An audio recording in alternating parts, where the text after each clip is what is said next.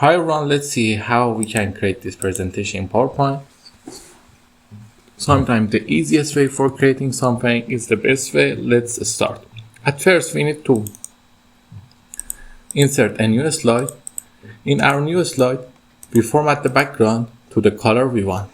We are going to use this dark blue and then apply it to all. Then we create these shapes.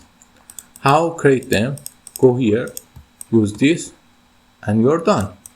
Your shape is created. Create 2 copies of that and then paste the text in them. I done the thing here. I'm going to use them. They are ready. After that, doing that, we need to recolor them. For the color, I'm going to use this blue for that, this blue, and this blue.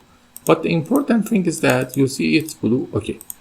Is that when you select this thing, you go to shadow and give them some inner shadows.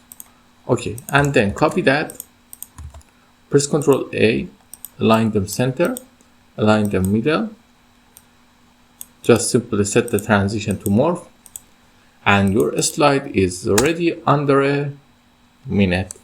An amazing slide under a minute. I hope you enjoyed it. If you need anything, ask me in the comments.